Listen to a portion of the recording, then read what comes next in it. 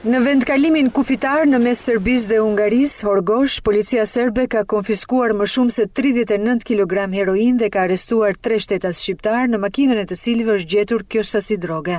Kështu bën të ditur Ministria e Punëve të Brendshme e Serbisë. Nga Drejtoria e Përgjithshme e Doganave theksohet se gjatë një kontrolli rutinë në dalje nga shteti serb, në daljen e shilet kontrolli që i dedikohet udhëtarëve që deklarojnë se nuk kanë asgjë për të çdoganuar, është ndaluar makina e tipit Nissan me targa të Shqipërisë, me të cilin po udhëtonin 3 shtetas shqiptar nga Shqipëria për në Hungari. Fjala është për një familje. Makina është veçuar për kontroll të mëtejshëm dhe fillimisht në këmbët e pasagjerit është vëretur një pllakë metalike e cila ishte punuar. Kur është hequr sedilja e pasagjerit dhe është hapur kjo pllakë, në bashllokun e dyshemes makinës janë gjetur 5 pako të mbështjella me ngjyrë të verdhë, të cilat për nga forma dhe mënyra e paketimit i ngjanin një lëndë narkotike, dhe një pako me ngjyrë të bardhë, gjithashtu me përmbajtje të dyshimt. Në mes të paketimeve shtrihej teli dhe litari, qëllimi të cilave në fillim ishte i panjohur. Për shkaqe sigurie, kontrolli mëtejshëm u ndërprer derisa arriti një ekip nga Ministria e Punëve të Brendshme të Serbisë, derisa policia poruante vendin e ngjarjes. Policia e Serbisë bën të ditur se shtetasve shqiptar me inicialet SC, BC dhe IC